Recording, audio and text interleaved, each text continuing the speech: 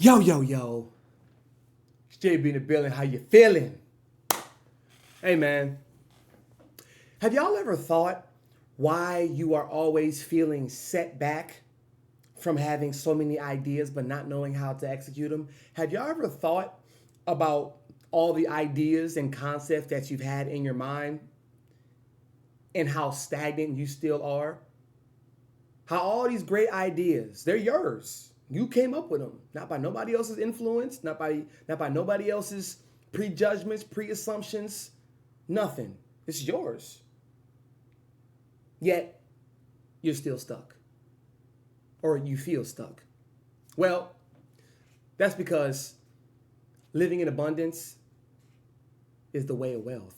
Living in abundance is the way of wealth.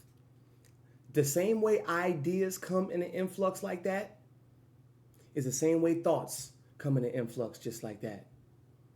That could be in the same sense where your actions come in an influx. Yes, there is only a certain amount of time that we all have in a day, excluding how many hours of sleep you get a night. But we all have time, especially if we're around our age, we have time. How you spend it, how you just frivolously just go in your pocket and just spend the time. And just giving your money out, not knowing where it's going, not calculating it, not writing it down, not having somebody behind you to help you. That's because we don't get what we want in life. We don't get what we deeply desire. We get what we are. But in this video, I'm going to tell you how to transform that into actually becoming, being, living, orchestrating in what you desire. You make that what you are. So, I want to break a couple things down, right? I'm sure y'all seen a lot of videos on the law of attraction and how they have many scriptures in the Bible talking about the law of attraction. You know, faith without hard work is just nothing, right? It's dead, okay? A lot of people will go on YouTube and they'll talk about the law of attraction is stupid. The law of attraction doesn't work because karma isn't real. A lot of people will say that the law of attraction is only what you tell yourself, not what you do. I've heard people say that, lostness. They're lost. That's okay. Shout out to them because they serve a purpose as well. But we don't get what we want in life. We don't get that. We can't go to the bank and get that. We get what we are. How can you transform what you desire into who you are? Your essence. Okay? So deeply, I want to just talk about my high school career. When it came to basketball. Basketball was my first love. All right? Eat, sleep, breathe, think, dream, cry, talk, debate about basketball. That was my life for a while. Ever since that was my life. Okay, ball is life. That was literally my life. Okay, everything basketball. And I played AAU. I went to Duke camp. I went to New York Knicks camp. I went to so many different camps. Got so many trophies, medals, first place, tournament MVPs. I did the whole nine. Everything you can imagine a basketball player doing with the game, I've done it. And I regret not a single thing. But when I went to high school in particular, one of the most crucial times of any person's career, any person's life, high school, the complete and utmost scrutinizing, judged zone, okay? You get judged and criticized for everything in high school, right? My coach, he already had his hand-picked selected people who was going to be his players. Now, we always had a team full of like 12, 13, 14 kids, and how many is really going to play? Like 7, maybe 8, right? And how many players can be on the court at one time? So yeah, you do the math, right? And long story short, when I was around this coach, freshman year, sophomore year, Junior year, I was officially on varsity, right? But I was going to practice. I'm airballing all the time, like a lot. Now I know that happens. Okay, I'm dribbling. We're doing basketball, two dribble, two dribble drills.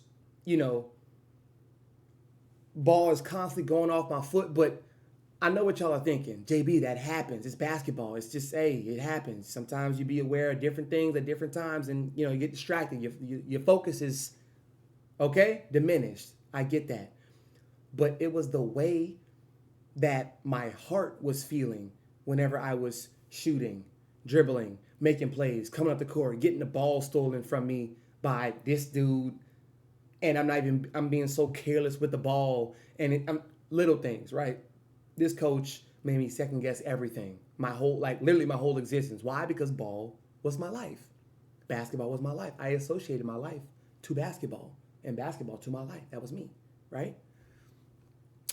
And so my junior summer going to my senior year, I barely played, no playing time, get chump change minutes. I'm whooping their ass in practice. And, I told myself, I'm not even going to give this coach the thought to not play me. At least a little bit. I'm not even going to give him the thought. I'm just going to omit everything that he wants, and I'm going to omit everything that I need to fit into the system. Fit into the system. So I trained this summer 3-4 times a day. Eating off the charts. Scheduled workouts, organized workouts, off the charts. Weightlifting, off the charts. My time was so prompt, I didn't really fit. Of course, I went to parties and I had fun during that summer, but man, after the parties, I went to the gym. I snuck into a couple of gyms. Yes, I did. I wanted it bad. At least, and I wanted to play a little bit. Not even be a starter. That wasn't even my goal. I wanted to play a little bit. It's my last year in this bitch. You gonna play me. That's my thought process. My senior year, it comes. And what do you know? I'm whooping their ass in practice yet again. The whole team asking, JB, why are you not playing, bro? Have you talked to him? Yes, I've talked to the trainers, the assistant coaches. I've talked to all of them.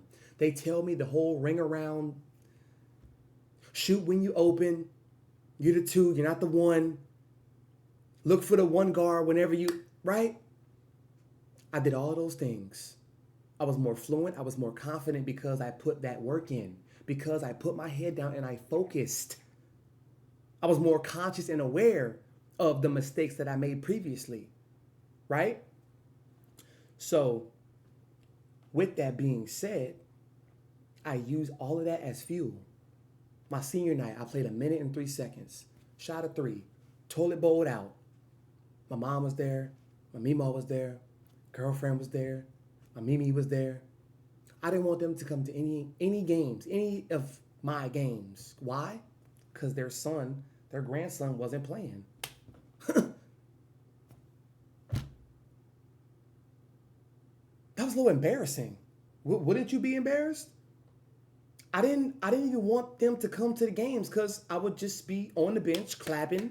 My ass would be hurting, got to get up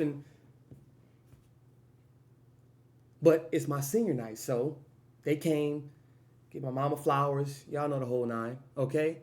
And I shot a 3, toilet bowled out. I took a charge, got a steal, and I got a foul. Got to take out the game. Didn't go back since. After that day, I said to myself, this is what it's about. It clicked. Right when I got back to the bench, I was like, I know. And then I was so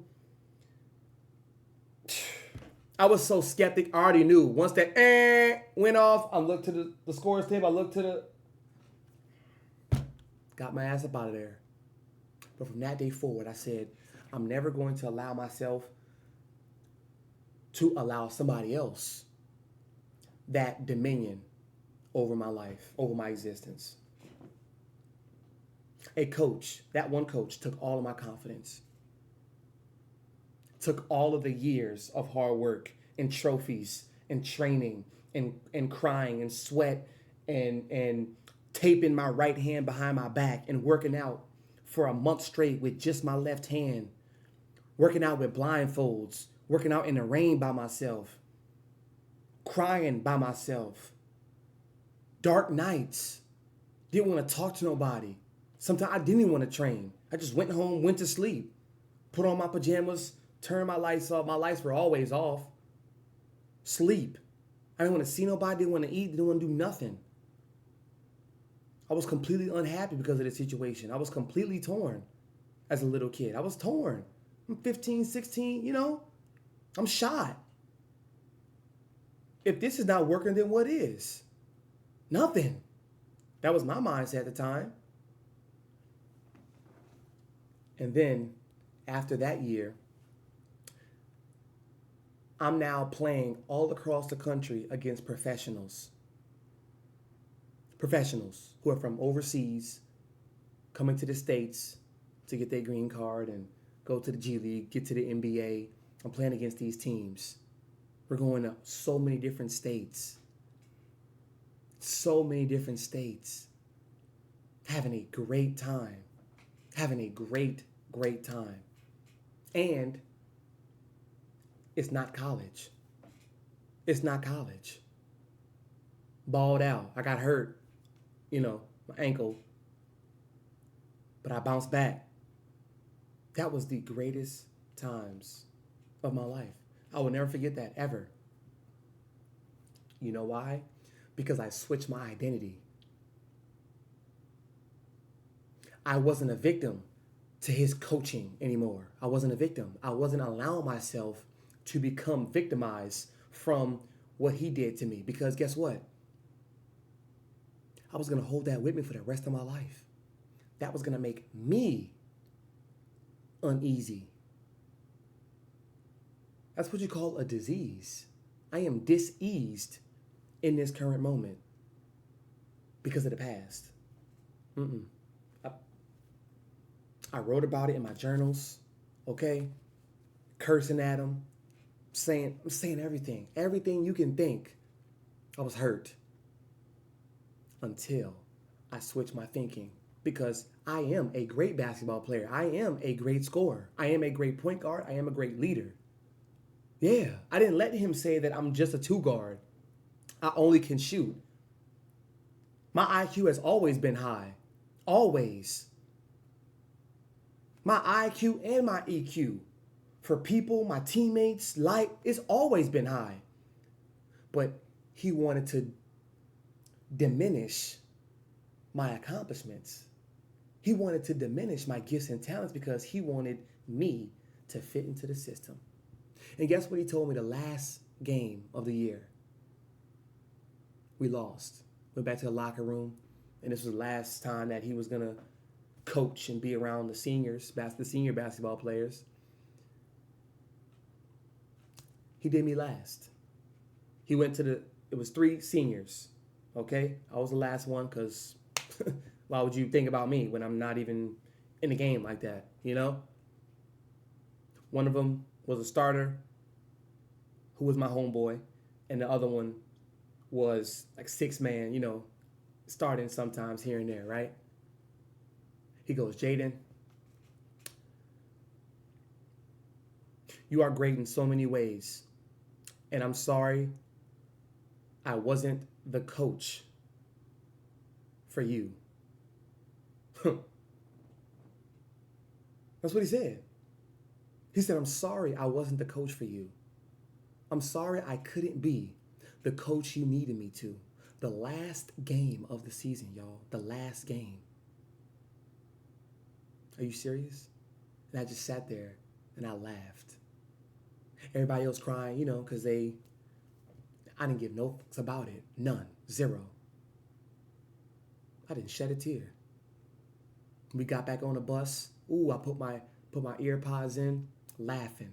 I'm like, oh yeah, because I know what's next for me. Because I've been training myself. I am a great basketball player. I am getting what I am, not what I want. I am getting what I am. I got what I am. If you are a GM for a basketball team, you are going to get GM activities, responsibilities, right? If you are a manager at Target, if you are a manager at Walmart, if you are a manager at Best Buy, if you are a manager, executive manager on the Geek Squad, you are going to get manager, executive, associate like things, right? That's not what you want. That's what you are. And you've gained that. You've earned that for the most part. But the deeper psychological belief into this is you have to rewire your subconscious mind and your conscious mind to work together. A lot of y'all's subconscious mind goes this way on its own track, and your conscious mind goes this way, wanders in la la land on its own track. They can never link up.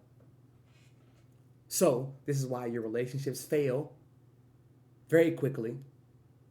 You overcomplicate, overthink negatively any situation you encounter. You victimize yourself. You blame yourself. You have low self-esteem, self-accountability.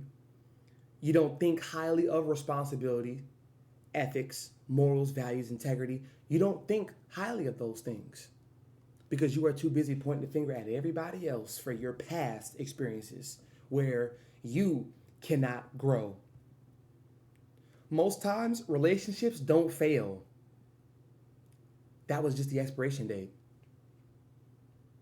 Said relationship doesn't fail because it failed. This is where we split. This is where we can't teach each other anymore. There's not many lessons that we can get from each other that we haven't got thus far. So it's time to cut it. Doesn't mean it failed. We just didn't work out. That's some of the best things to say when it comes to you breaking up or breaking off with somebody. We just didn't work out. You didn't want to go to the gym anymore, and I didn't want to go with you because you were too lazy and you complained too much, and I was real steadfast in my workouts. So we just didn't work out together. That's okay. I'm still going to work out. And I still want you to work out. I don't want you to be lazy and a fat piece of shit. I don't want you to be a fat lard. Nah. Especially if we was once. No.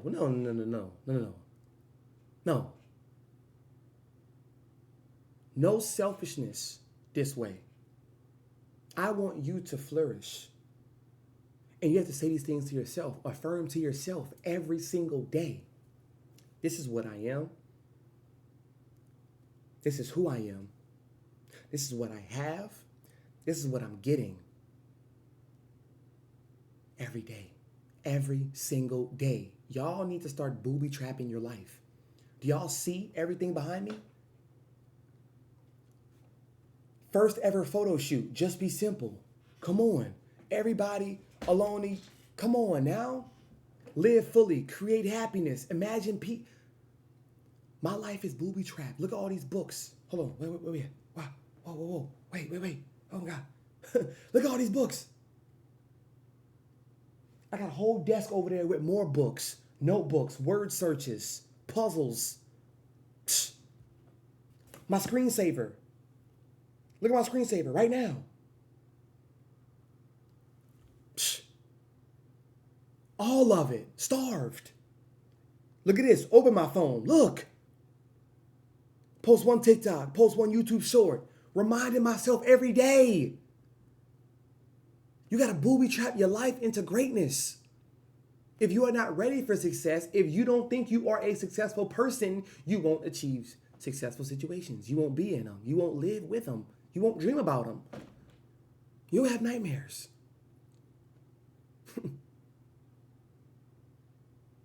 Affirmations are only so you can trust and build confidence in yourself. They're not to build false pretenses that you are not going to embody. Well, of course, I'm saying it to myself because I want to embody it. Somebody who's constantly saying, I want to go to the gym. I need to go to the gym. I want to go to the gym. I need to go to the gym. If they say that to themselves every day, yet they get closer to going to the gym every single day or every other day, right? The day that they get to the gym and they show up and they get there, they look around and they go back in their car, hey, that was better than them just saying that they want to go to the gym, need to go to the gym at home. That's way better. So maybe tomorrow, just possibly, hey, I went to the gym. Now I'm going to go there and do 1 pull-up and 1 push-up and I'm out. So then day 2 happens. They do 2 pull-ups, 2 push-ups, 3 pull-ups. They start adding weight. They start wearing vests. They start running, treadmill, Stairmaster, going for hikes. This is what you become because this is what you emit into the world. You believe it here. So the universe is going to bring those situations to your life because you are a money magnet. You are a wealthy magnet. So this is what happens. People want to do for people that is doing for themselves. I'm not looking for you to do nothing for me. I'm looking to do everything for myself and for my people, to serve and elevate and inspire and motivate my people, which is why I receive a lot of love, which is why I will always continue to be wealthy and rich. And that's a high income skill. Not a lot of people can embody that, inhibit that. Trust me when I say. But I love y'all, okay? That's the video. Stay focused. Tune into more videos. Elevate, motivate, and inspire. Just be simple. Take care of yourself. You are the only thing that matters. If you want to change the world, listen to me. I'm speaking to this. I'm speaking to y'all. Okay, stop. I'm speaking to little JB right now through this camera. Look, bro. If you want to change the world, change your mind. That's the biggest world. If you want to change the world, if you want to change them, change yourself. Now.